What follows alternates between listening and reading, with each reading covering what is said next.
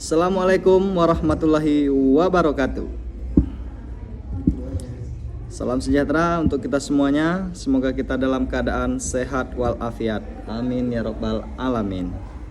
Sebelumnya, izinkan saya memperkenalkan diri terlebih dahulu. Nama saya Alpat Reza Setiawan. Saya berasal dari Sekolah Tinggi Agama Islam Bumi Silampari, Kota Lubuk Linggau. Dan hari ini saya akan membuat video, yang mana video yang akan saya buat ini sebagai untuk memenuhi tugas mata kuliah Fikih Siyasah dan Pemikiran Politik Klasik dan Pertengahan oleh dosen pembimbing saya, yaitu Bapak Saiful Anwar SAG MH. Semoga video yang saya buat ini dapat berguna dan bermanfaat untuk kita semuanya. Baik, yang pertama akan saya bahas di sini adalah konsep politik dalam Islam. Islam menyebut istilah politik dengan siyasah, yang berarti pengaturan masalah keumatan. Menurut Imam Hambali, siyasah adalah sikap, perilaku dan kebijakan kemasyarakatan yang mendekatkan pada kemaslahatan sekaligus menjauhkan diri kemafsadahan meskipun belum pernah ditentukan oleh Rasulullah. Dan menurut Imam Hanaf Isyasah, berarti mendorong kemaslahatan makhluk dengan memberikan petunjuk dan jalan yang menyelamatkan mereka di dunia dan akhirat.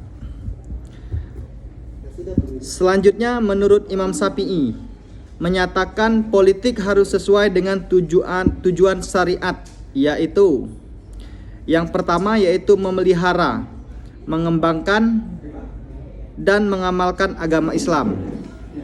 Yang kedua itu memelihara rasio dan membanggakan cakrawalanya untuk kepentingan umat. Yang ketiga, memelihara jiwa raga dari bahaya dan memenuhi hidupnya. Selanjutnya yang keempat, memelihara harta kekayaan dengan pengembangan usaha, komoditasnya dan menggunakannya tanpa mengurangi dan menambah batas minimal dan maksimal. Selanjutnya yang terakhir yaitu memelihara keturunan dengan memenuhi kebutuhan fisik maupun rohani. Selanjutnya yaitu perkembangan dan pemikiran politik masa dinasti Ayyubiyah, yang mana dinasti Ayyubiyah didirikan oleh Salahuddin Al-Ayyubi pada tahun 1171 Masehi setelah menggulingkan dinasti Fatimiyah.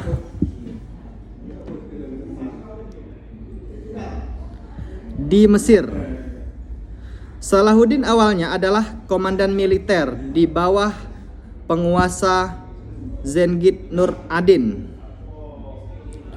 Perkembangan dan pemikiran politik Ayyubiyah sangat dipengaruhi oleh konteks historis mereka, terutama Perang Salib, dan memiliki dampak yang signifikan pada perkembangan politik dan budaya Islam selanjutnya. Selanjutnya yaitu struktur pemerintahan.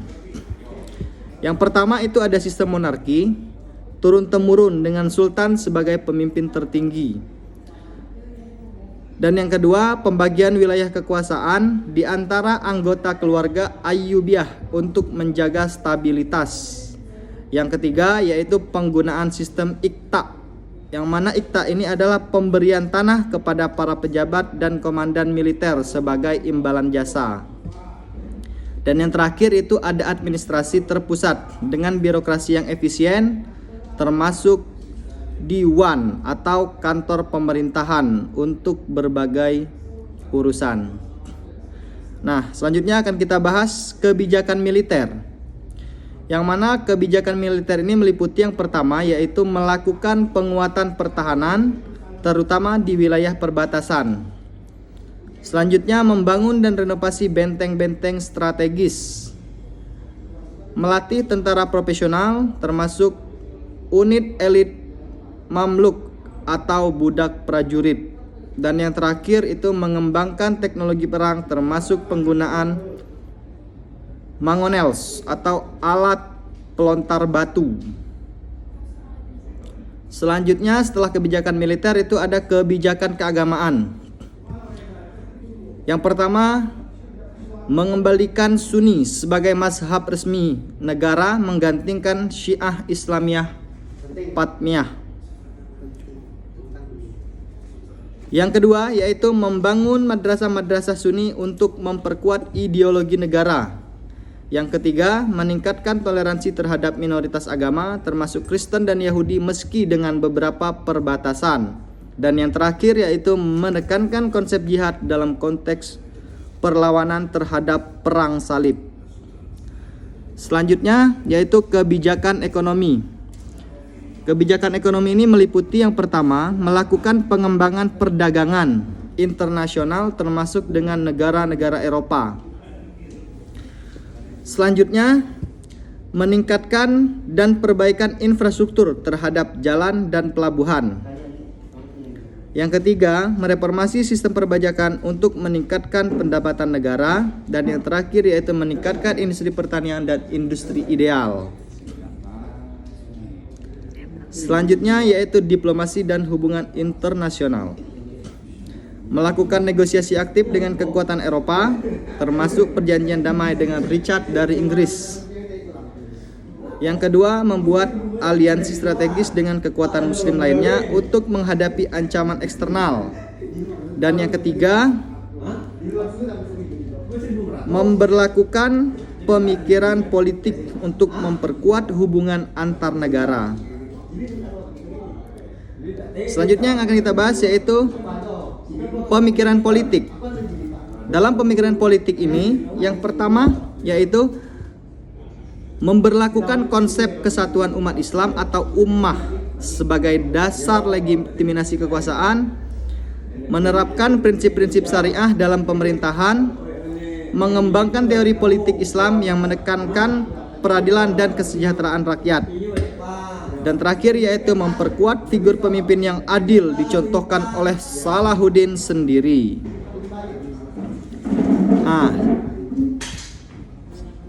Terus yang kedua yaitu perkembangan dan pemikiran politik masa dinasti Umayyah. Nah, yang pertama kita bahas Salahuddin, yang kedua yaitu masa dinasti Umayyah. Yang mana dinasti Umayyah ini didirikan 661 Masehi oleh Muawiyah bin Abu Sufyan setelah berkonflik dengan Ali bin Abi Thalib. Ia memindahkan pusat pemerintahan dari Madinah ke Damaskus dan mengubah sistem pemerintahan dari sistem khilafah atau kepemimpinan berdasarkan musyawarah menjadi monarki turun-temurun. Dinasti Umayyah memainkan peran krusial dalam pembentukan institusi politik Islam dan ekspansi wilayah Islam. Nah, struktur pemerintahan pada masa Umayyah ini yang pertama yaitu mengangkat khalifah sebagai pemimpin tertinggi dengan kekuasaan absolut. Selanjutnya yaitu membentukan diwan atau departemen pemerintahan untuk administrasi. Yang ketiga membentuk sistem wali atau gubernur untuk mengelola provinsi-provinsi. Dan yang terakhir yaitu menerapkan sistem pajak yang terorganisir. Nah, dalam struktur pemerintahan ini selanjutnya yaitu ekspansi wilayah, kebijakan keagamaan, selanjutnya kebijakan ekonomi, perkembangan budaya dan intelektual, kebijakan militer serta hubungan internasional. Nah, di sini ada beberapa tokoh politik penting pada masa dinasti Umayyah. Yang pertama yaitu ada Muawiyah I. Itu dari tahun 602 sampai 680 Masehi. Yang kedua ada Yazid. Itu berkuasa pada tahun 647 sampai 683 Masehi. Abdul Malik bin Marwan 646 sampai 705 Masehi. Selanjutnya ada Umar bin Malik Umar bin Abdul Aziz 682 sampai 720 Masehi, dan yang terakhir ada Al-Walid yaitu 668 sampai 715 Masehi. Nah, di masa dinasti Umayyah juga mengalami kemunduran. Kemunduran dinasti Umayyah terjadi pada tahun 750 Masehi yang dipengaruhi oleh beberapa hal, yaitu terjadinya tantangan internal berupa konflik antara Arab dan non-Arab atau Mawali. Yang kedua yaitu terjadinya pemberontakan Khawarij dan Syiah. Adanya ketegangan antara suku utara dan selatan atau Yaman. Munculnya gerakan Abayah yang akhirnya menggulingkan Umayyah. Nah, yang Umayyah kedua. Selanjutnya yang ketiga ada perkembangan dan pemikiran politik pada masa dinasti Abbasiyah. Dinasti Abbasiyah ini didirikan oleh Abu al-Abbas al-Safah yaitu tahun 750 Masehi setelah menggulingkan dinasti Umayyah. Pada masa ini pemikiran politiknya menegaskan legitimasi kekuasaan berdasarkan garis keturunan Nabi Muhammad SAW, yaitu berdasarkan keturunan dari Abbas bin Abdul Muthalib atau paman Nabi Muhammad yang kita tahu. Dinasti Abbasiyah menerapkan sentralisasi kekuasaan yang memindahkan pusat pemerintahan dari Damaskus ke Baghdad. Yang mana struktur pemerintahan pada masa dinasti Abbasiyah ini yaitu pertama menjadikan khalifah sebagai pemimpin tertinggi. Yang kedua yaitu membentuk perdana menteri atau wazir sebagai administrator utama. Yang ketiga yaitu menerapkan sistem birokrasi yang lebih kompleks termasuk diwan-diwan khusus. Dan yang terakhir itu membagi wilayah menjadi provinsi-provinsi dikelola oleh gubernur. Nah, periode kekuasaan pada masa Abbasiyah ini yaitu pernah mengalami periode atau masa keemasan itu pada tahun 750 sampai 847 Masehi. Pada masa itu terjadinya stabilitas politik dan ekspansi wilayah serta berkembangnya ilmu pengetahuan, seni dan budaya. Selanjutnya yaitu periode atau masa kemunduran. Nah, selain masa keemasan, masa politik Abbasiyah ini juga mengalami kemunduran yaitu pada tahun 847 dan 900 sampai 945 Masehi. Nah, pada masa ini meningkatnya kekuasaan militer Turki dan munculnya dinasti-dinasti semi-independen di wilayah-wilayah tertentu. Yang terakhir yaitu periode atau masa dominasi Buwayhid sejak 945 sampai 1258 menjadikan khalifah sebagai simbol spiritual dengan kekuasaan politik terbatas. Nah, pada masa kekuasaan Abbasiyah ini juga membuat yang namanya kebijakan keagamaan, kebijakan ekonomi, kebijakan militer, perkembangan intelektual dan budaya, hubungan internasional, pemikiran politik, serta masa kemunduran. Masa kemunduran Abbasiyah ini, kemudian dinasti Abbasiyah terjadi pada tahun yaitu 1258 yang dipengaruhi oleh beberapa faktor, antara lain melemahnya kontrol pusat terhadap provinsi-provinsi, ketergantungan pada militer bayaran, korupsi dan kemewahan di kalangan elit, serta yang terakhir itu ada invasi Mongol yang mengakhiri kekhalifahan Abbasiyah di Baghdad pada tahun 1258. Dan terakhir di sini yang akan saya bahas adalah perkembangan dan pemikiran politik Turki Utsmani atau lebih dikenal dengan Ottoman. Kekaisaran Turki Utsmani didirikan oleh Utsman di Anatolia Barat pada tahun 1299. Pada abad ke-14 dan 15, Turki Utsmani melakukan ekspansi yang cepat, menaklukkan Bizantium dan sebagai besar Balkan. Masa kepemimpinan Sultan Mehmed II itu terjadi pada tahun 1451 sampai 1481. Turki Utsmani menaklukkan Konstantinopel dan menjadikannya ibu kota kekaisaran. Pada masa dinasti ini berkembang dari kekuatan kecil menjadi kekaisaran multi-etnis yang luas dan mencapai puncak kekuasaan pada abad ke-16 dan 17 dengan menguasai wilayah yang luas dari Afrika Utara hingga Eropa Tengah di bawah pimpinan Sulaiman.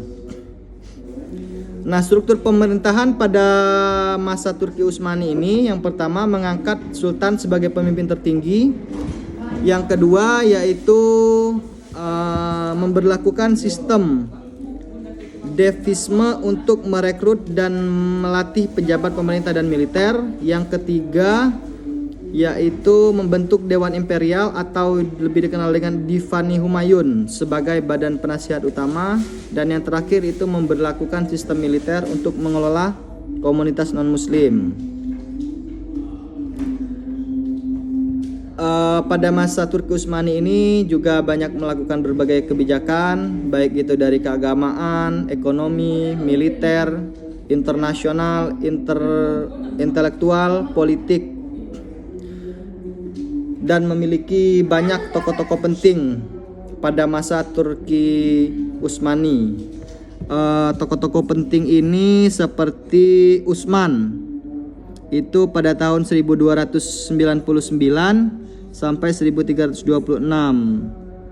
Ada juga Orhan yang berkuasa itu pada tahun 1326 sampai 362, dan juga ada Murad itu 1362 sampai 1389. Nah, pada masa pemerintahan Turki Utsmani ini juga sempat mengalami kemunduran dinasti, yaitu Kekaisaran Turki Utsmani terjadi pada tahun 1922 dan dipengaruhi oleh beberapa faktor, antara lain yang pertama yaitu ketidakmampuan untuk bersaing dengan kemajuan teknologi dan ekonomi Eropa. Yang kedua itu meningkatnya korupsi dan inefisiensi dalam birokrasi. Selanjutnya adanya tekanan dari nasionalisme di wilayah-wilayah kekaisaran, dan terakhir itu adanya keterlibatan dalam Perang Dunia I yang berakhir dengan kekalahan.